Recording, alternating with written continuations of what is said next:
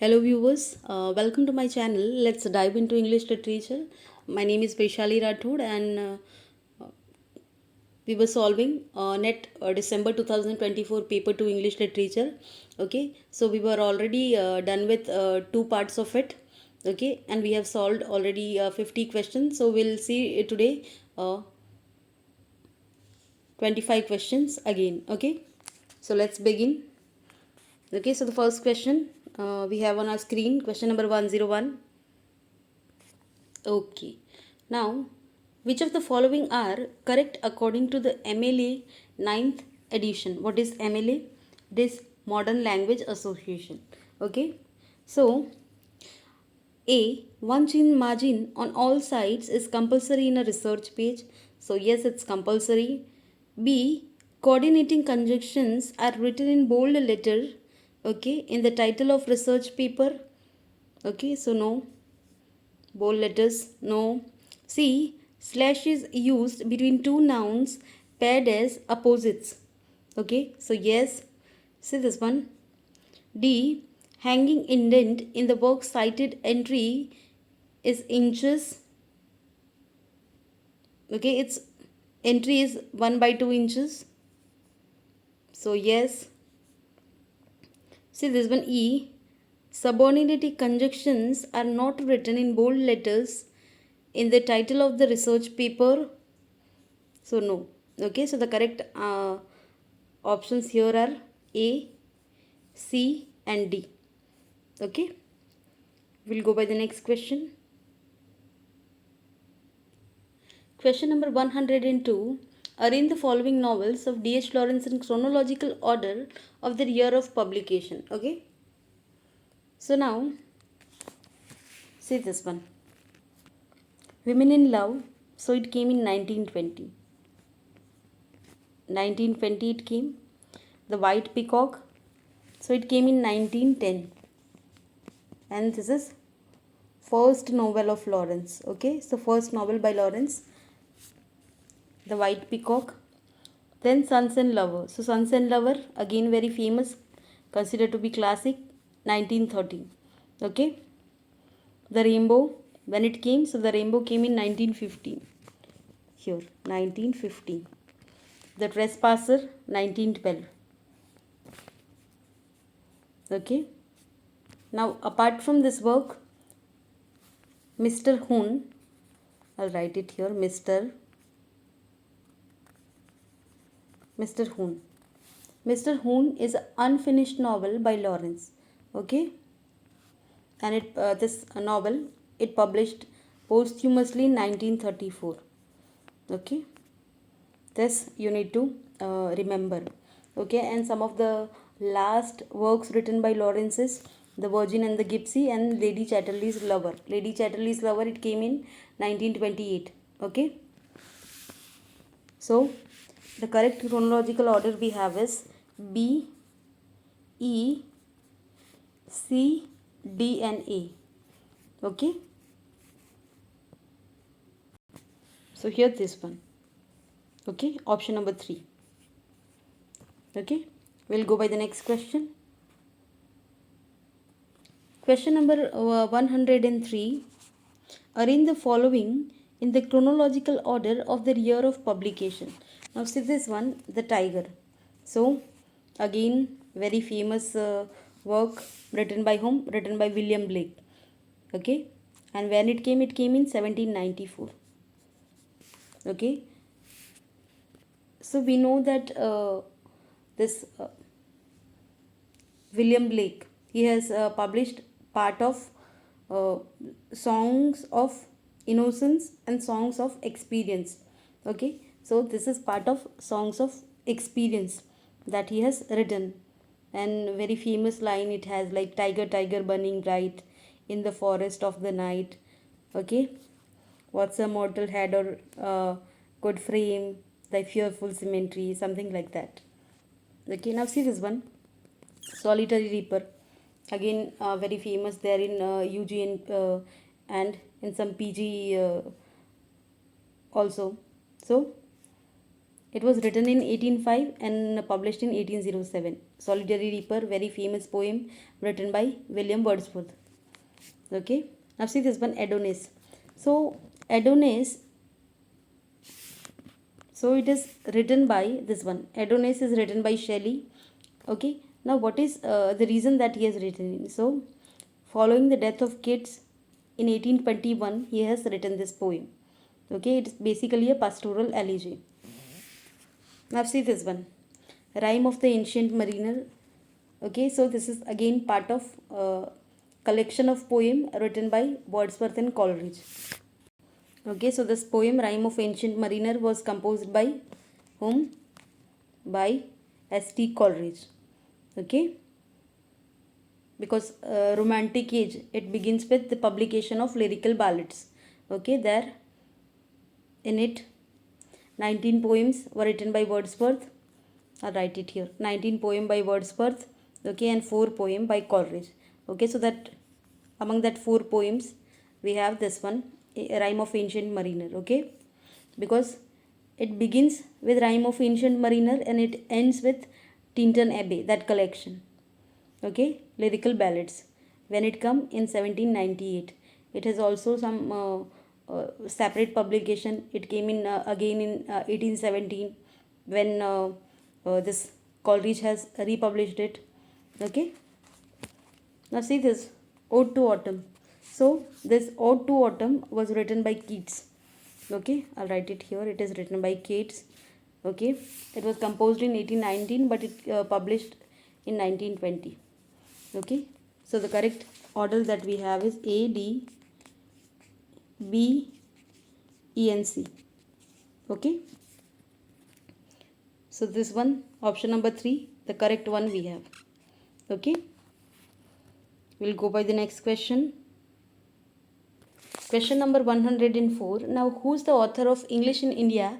It's Present and Future, published in 1964. Okay, so it is written by this V.K. Gokak. 3 is the correct answer. We'll go by the next question. Question number 105. Now match the list 1 with list 2. In list 1 we have text and list 2 we have authors. So, see this one, Rabindranath Tagore. So we know again it was by whom? So it is by Krishna Kripalini. This one, 3. Okay. My Days with Gandhi. So it is by N.K. Basu. This one, My Days with Gandhi, will go by this one. Among the Great. So it is by whom? It is by D.K. Roy. This one. Okay. Life of Aurobindo. So it is by A.B. Purani. Okay, so here A will go by 2. So ये सारे options गलत है. Okay, and this is the correct answer we have. Okay, we'll go by the next question.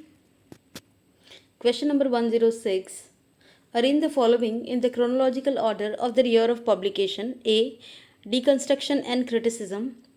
Multiculturalism, roots and realities. Literary theory and claims of history. The Western canon and an appetite for poetry. Okay, so the correct order that we have is A, E, D, C and B. Okay, so this one.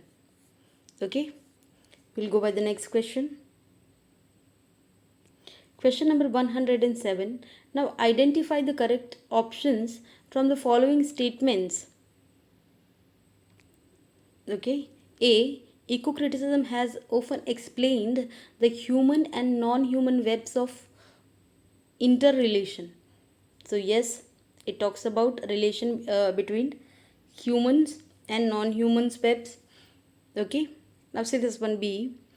In eco-criticism, human accountability to the environment is part of the text's ethical orientation.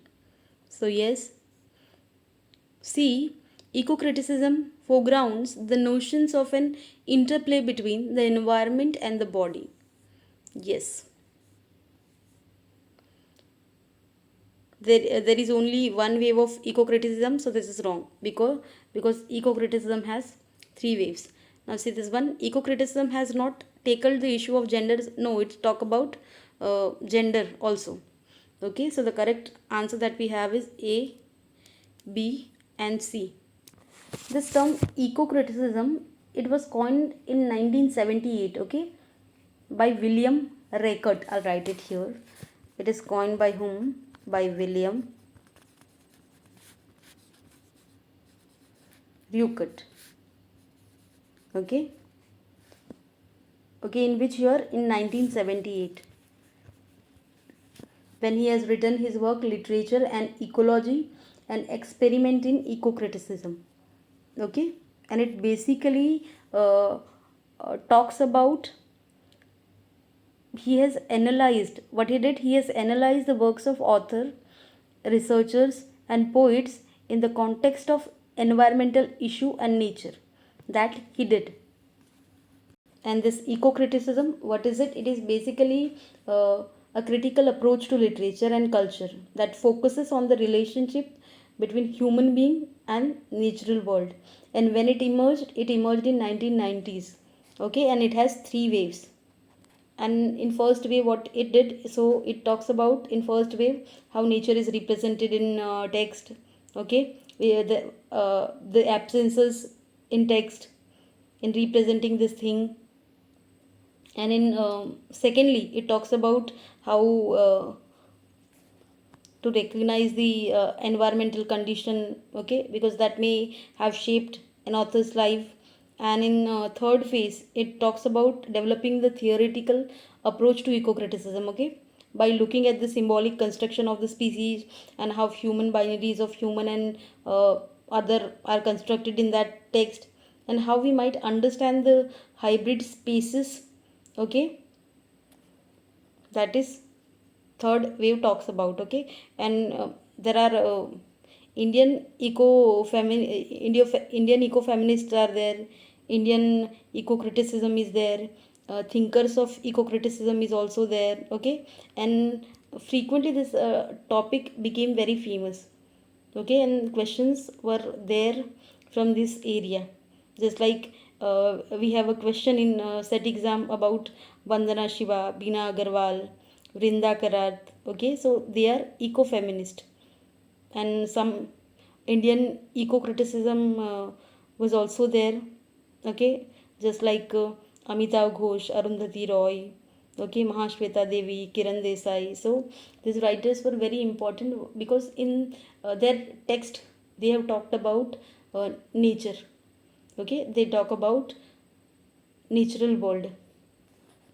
Just like we have Fire on the Mountain, the Jungle Nama. Okay,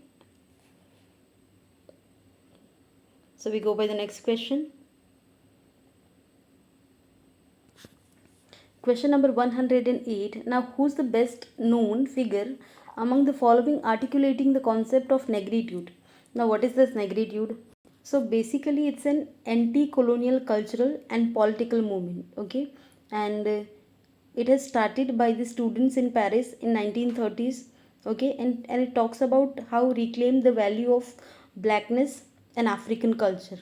Okay, now this term negritude was coined by this one, Emi Caesar. Okay, when he has written his epic poem, that is uh, something, some word is there. It's, I don't know how to pronounce it. I'll write it here. It's Kehir D Un Retour AU. Okay, so this is what work. Okay, and along with Emi Caesar, Leon Damas and Leopold Seder, okay, they have paid this kind of poetry. Okay, that talks about negritude. Now, there is a one thing that is very important about negritude, that Harlem Renaissance has inspired negritude. Okay, and authors such as Claude McKay, Langston Hughes, okay, they laid the groundwork for this expression. Okay, and another thing is that Paul Sartre, okay, has discussed this negritude as a anti-racist racism.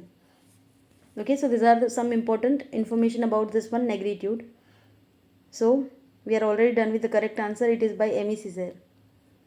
Okay, but along with him there are some other famous writer. I'll write it here. It's a Leon, Leon Damas there. Okay, now second, Leopold Sédar. Okay, we'll go by the next question. Question number 109. O sir, content you, I follow him to serve my turn upon him. We cannot all be masters, nor all master cannot be truly followed. Okay. Now this above lines were spoken by which of the following characters? Okay. So these lines were spoken by this one, Iago. Okay. Now this line was spoken by Iago to whom? So Iago to Rodrigo. Okay.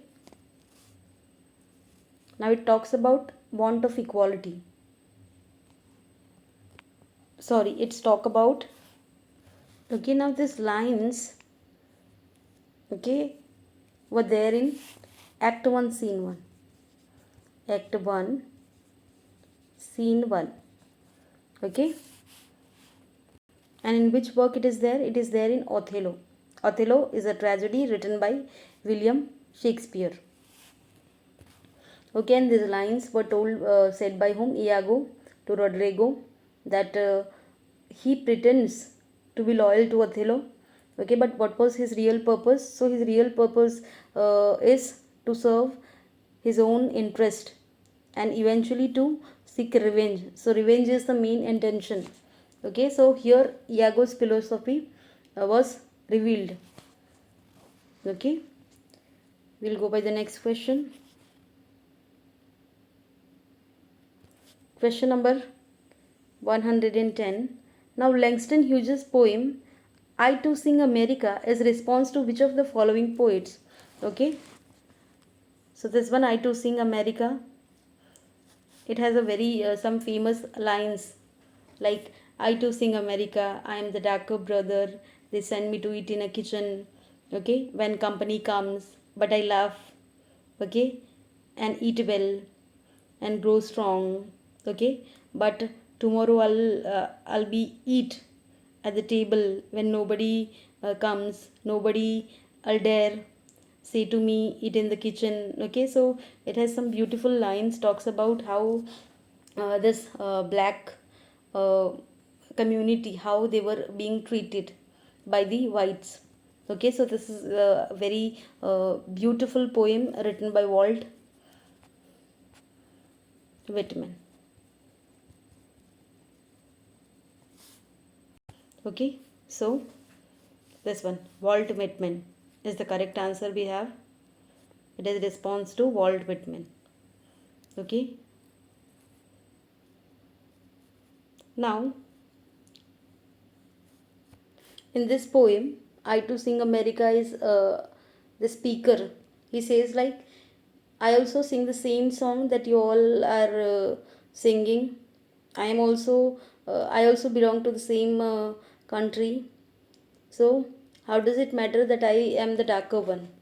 Okay, because I'm singing the same song. Okay, I am also your brother.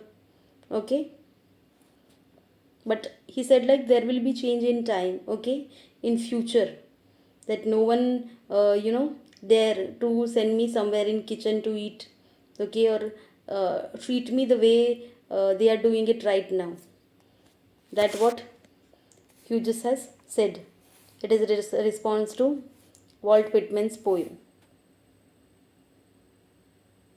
We'll go by the next question. Question number 111. Now, which of the following options are true about the epistemological dimension of research? Okay, so epistemology is basically study of the possibility of nature of human knowledge. So it talks about, basically it's a theory of knowledge. It talks about knowledge.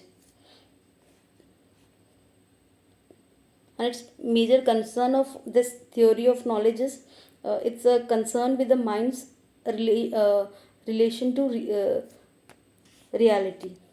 Okay, so I'll write it here, relation to reality. Okay, it's basically theory of knowledge.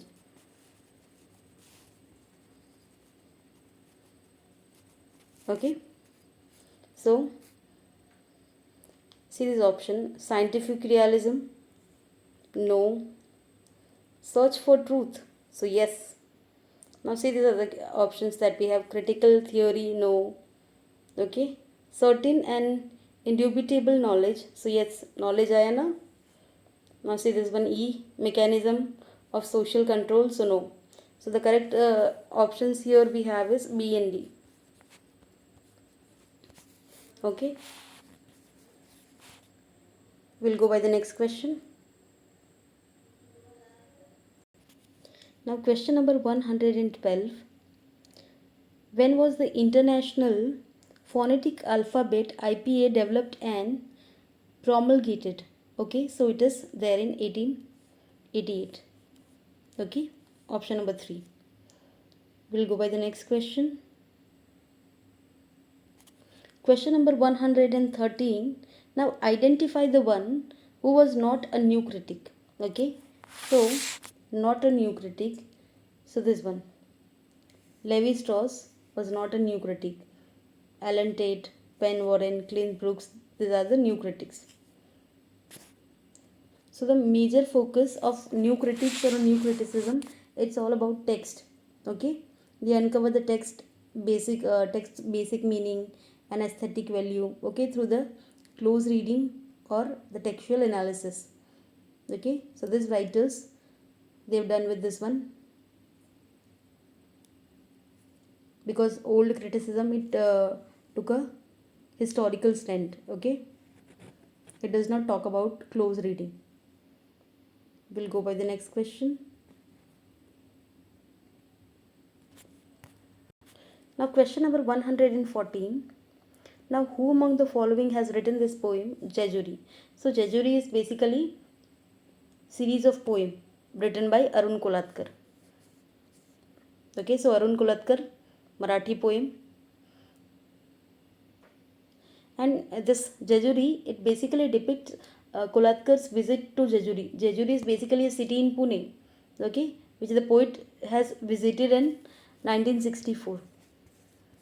Okay, and it was first published in Opinion Literary in 1974. Okay, and it was there in book form in 1976. Okay, so the correct answer we have is Arun Kolatkar. We'll go by the next question here. Okay, now question number 115. Match the following concepts with the theorist, list 1 and list 2.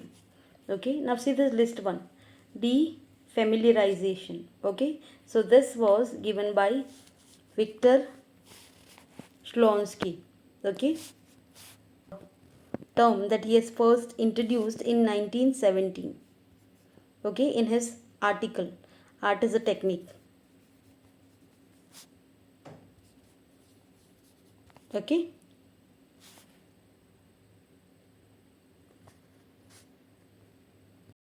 now see this one, uncanny. So what is it? So uncanny is basically a revelation of what is private. Private not from others, but for something that is hidden from the self also.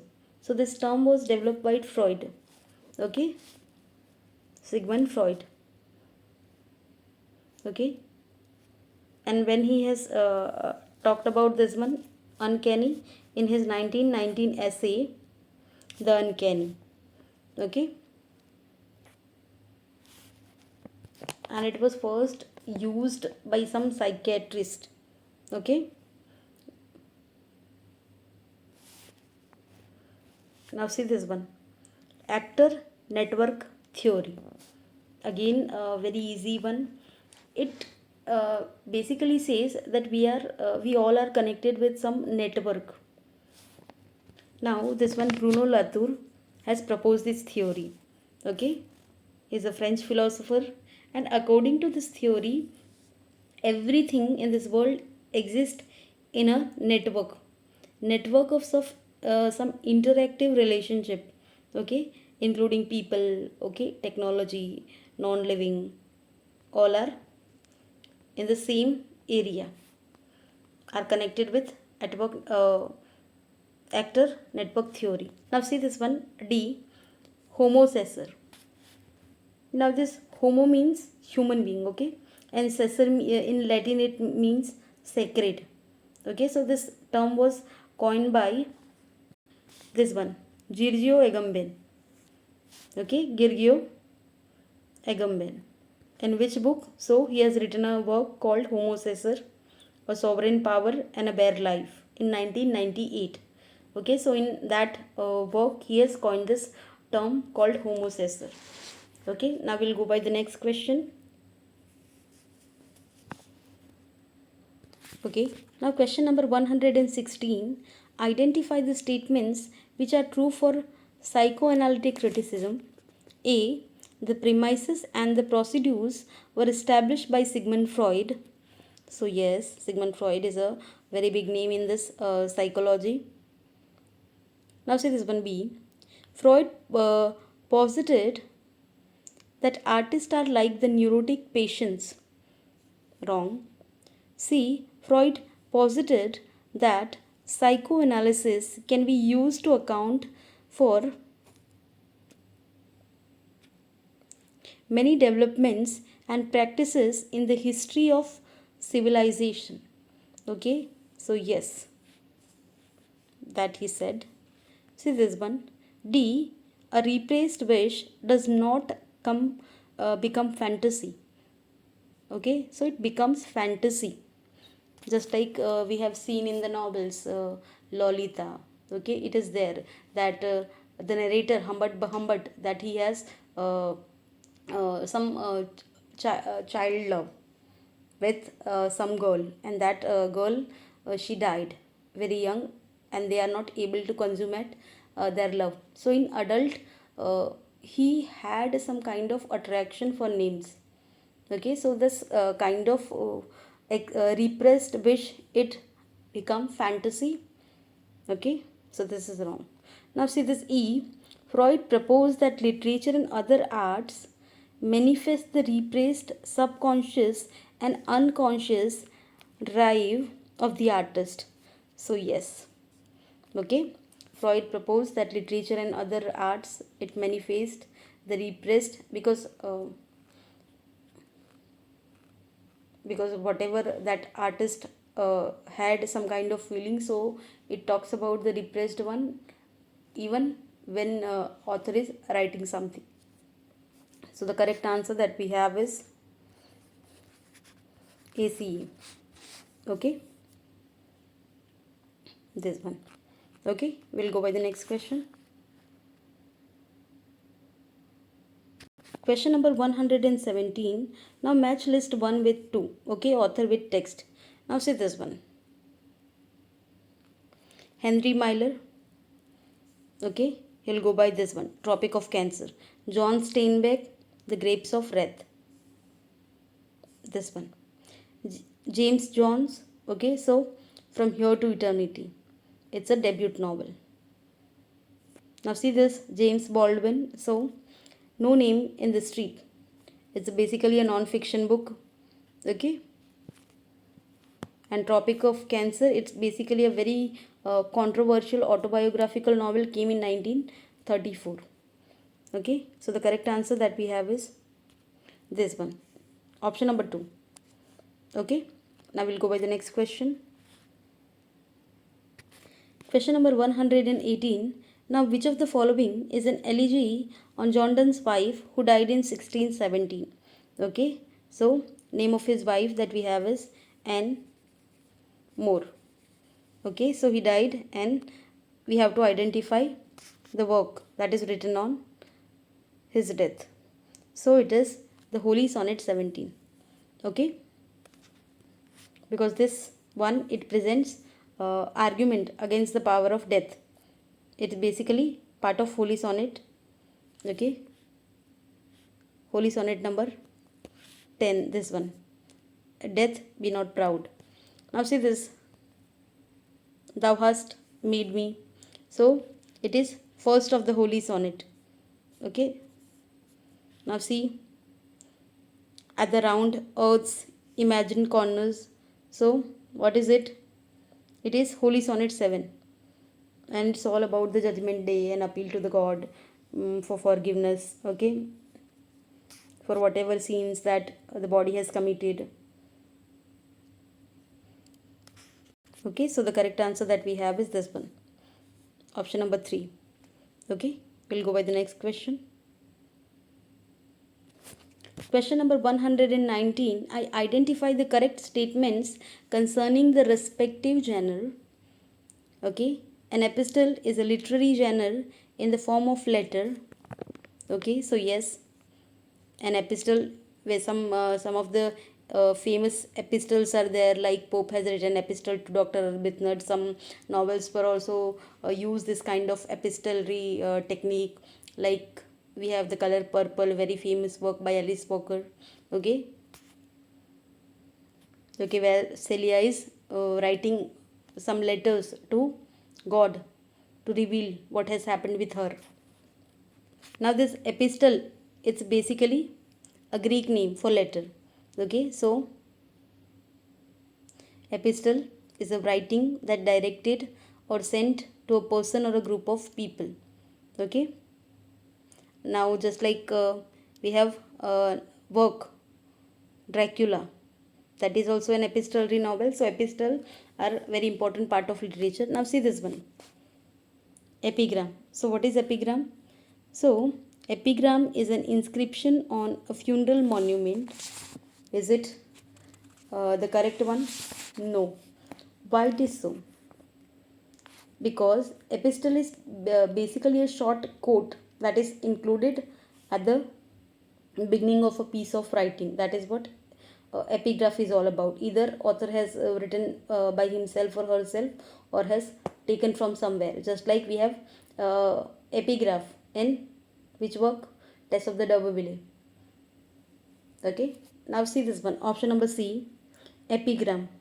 So epigram is a short pithy poem wittily expressed. Is it like that? So it is basically a short, interesting, insightful idea or a thought about specific subject expressed in a some satirical or funny way. So epigram here is the correct one. It is a short pithy poem. Now see this one, epitaph. So epitaph is a formal statement in the beginning of a literary work. So no, epitaph तो क्या होता है? It's like words that are written or said about dead person, especially words like जो grave पे लिखा होता है पत्थर पे. That is what epitaph is all about. Now see this one, epyllion. So epyllion is basically a short poem in meter of an epic poetry. So yes, it is a narrative poem that resembles an epic poem in style, but it is some way shorter than the epic one. Okay, so the correct answers options that we have is A, C and E. Okay, this one, option number 3. Okay, we'll go by the next question. Question number 120. Now, which of the following statements are true about modernism? Now see this one. A. Modernism marked a break with the formal conventions. So yes, not in terms of thought and idea, but in terms of development, in terms of literature, it has some break with formal convention. Okay, now see this option B. Old ways of thought underwent cultural shift. So yes, there are some changes, some shift is there in modern age. Now C. Decline of liberal humanism. So yes. Now see this one D. Modernism revived classical scholarship. No. Modernism promoted logocentric ways of thought. No. So this one is also no. So the correct options that we have is A, B and C. A, B and C. Option number 3. Okay. We'll go by the next question. Question number 121. Now, which of the following texts has been written by Rabindranath Tagore? So now see this one. Tiger Claw is a work written by Shauna Singh Baldwin. I'll write it here. It's a second novel of Shauna Singh Baldwin. Okay, so it is not by Tagore. Now see this one. A Touch of Brightness. A Touch of Brightness is a work written by Pratap Sharma. Pratap Sharma. Okay, now see this one. Image Breakers. Image Breaker written by Marquis Leib. Leib. It is first novel. It came in 1923. Okay, now see this one. Chandalika. Okay, so Chandalika is a very famous short story written by Tagore. And it's all about a Chandal girl. What's her name? Prakriti. Okay, that how she felt in love with some Buddha monk. Now Chandalika is in this story. Tagore has talked about Chandal community, and they were considered to be the lowest among the untouchables. Okay, and how she felt in love with this Buddha monk. Okay, and how she had her desires, and how there is a conversation between both of them, and how this Buddha monk has make her also realized her own potential, her identity, and so there is change in her behavior, in her nature, in her knowledge. It's a beautiful story. Okay, so this one, Chandalika. Now we'll go by the next question.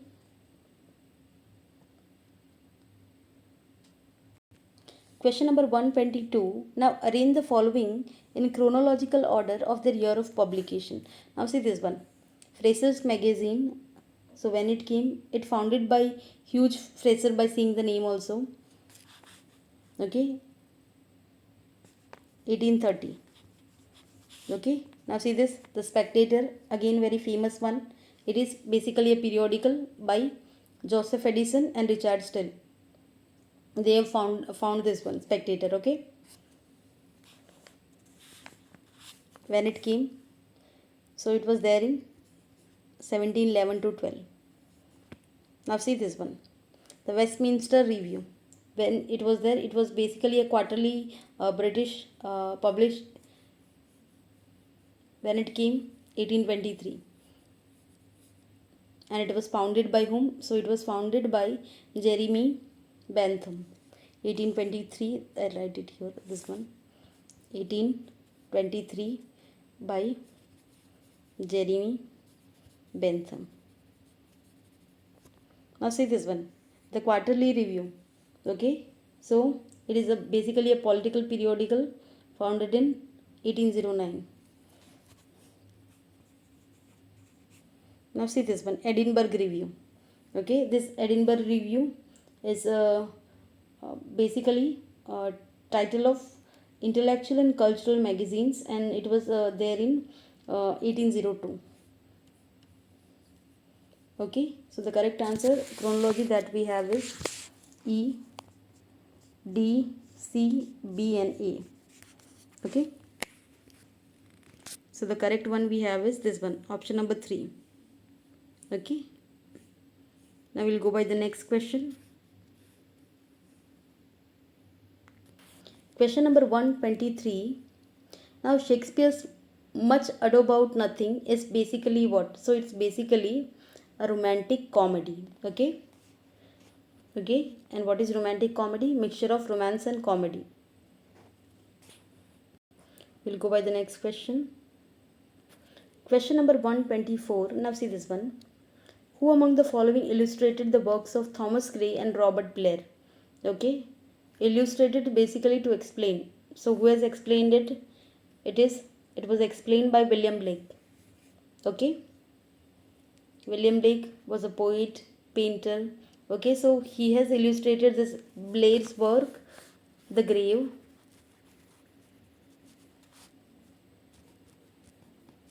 Okay, and Grace Elegy written in a country churchyard.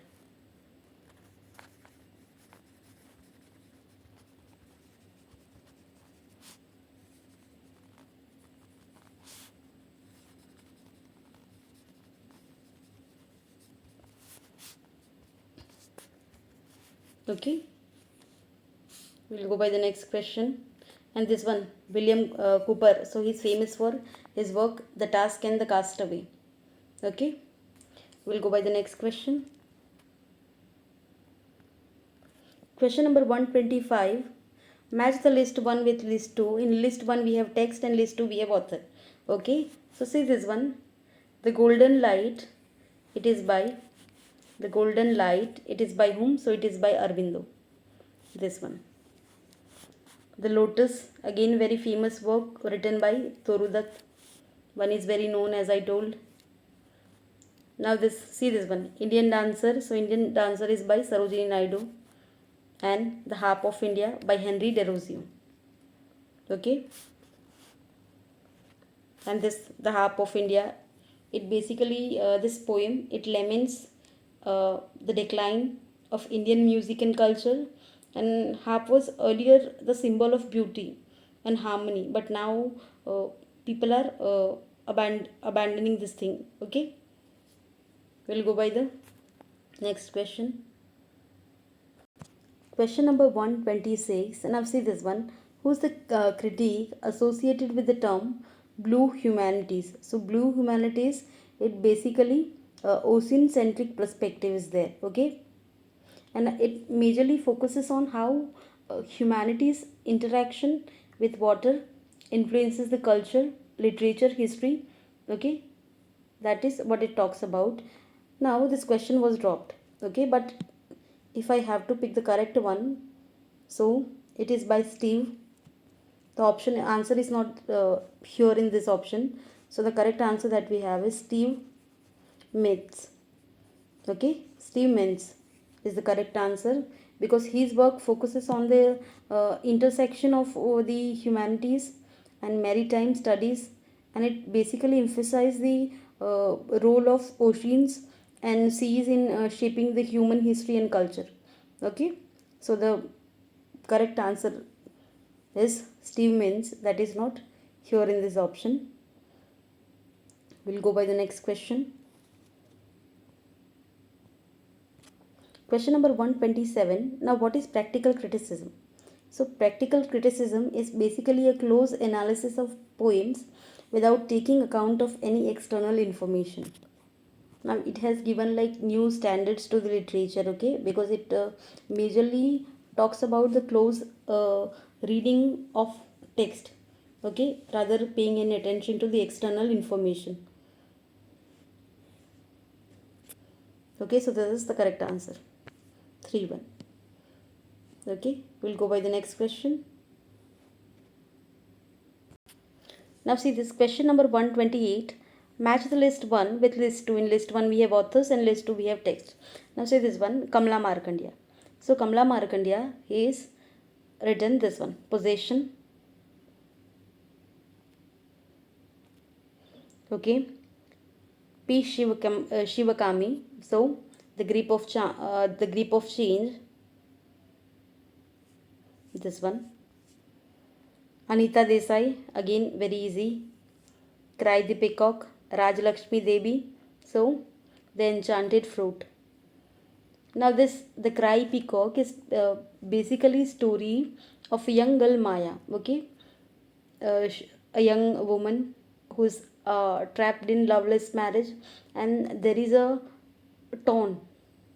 Okay, between her lover and her husband. Now here Maya's struggle was shown, okay, to balance her loyalty to her husband and her growing feelings for Ram. Okay, so that is what Cry Peacock is all about. Now we'll go by the next question. Question number 129. Identify the correct statements about Lang and Parole. So, Lang is an abstract language system, the grammar of language. Okay. Now, Parole is a language actually produced by its user following the Lang. Okay. So, these are the correct statements that we have. Now, see this one. Lang is a language actually produced by its user following the Parole. Parole is the abstract language system, the grammar of system. Lang and Parole are not related to one language as concept. Okay, so now we'll see what Lang is all about. So Lang is basically a system of forms, okay, and convention that is used for communication in community. Okay, while saying like hi, hello, when you say this thing to your friend, you did not think of the rules or the grammar before, okay, because it's a like natural greeting that will naturally occur. Okay, so Lang is something that is well defined, okay, with some fixed set of rules. And what Parole is all about? So Parole is basically independent act of speaking by that speaker. So in simple language, Lang is all about grammatical rules, such as suppose if हमको language सीखनी, how will we learn it? हम tense सीखेंगे, हम verb सीखेंगे, adjective, active, passive. Okay, so ये क्या है? This are the langue. Okay, but what is parole? So parole is basically an act of speaking in that language, okay, by using the rules that we have learned in this language. Okay, now we know that Saussure, he has written a work called Course in General Linguistics. So in that book, in third chapter, he has discussed this idea, okay, of Lang and Parole. So what is Lang? Lang is basically grammatical rules that we learn in order to learn the language. Okay, and what is Parole? Parole, how जब हम when we speak according to rule of Lang, that is what Parole. Okay, so here the correct options that we have is A and B. Okay, we'll go by the next question. Question number 130. An ideal research paper should include. So ideal research paper के अंदर क्या होना चाहिए? A statement that establishes the problem or a controversial issue the paper intend to examine. So yes, ऐसा research paper हो तो बहुत बढ़िया. Okay, now say this one. B, background information to establish past theories and the current ideas on the topic. So again, right. C, summarizing and paraphrasing. So what is paraphrasing is all about? So paraphrasing is basically to explain it in a simple way to make the meaning more clearer. So is it there in research paper? ऐसा होता है क्या? No. Now see the option number D, glorification of the paper writer himself. So क्या जो writer है research paper, क्या वो अपने बारे में he glorify the things? No. A thesis to establish one's position. So yes, so the correct options here we have is A, B and E. Okay, this one. So here 4 is the correct answer. Okay, okay, so thank you for watching this video. We'll go by some of 20 questions in next video. Okay, so thank you for watching.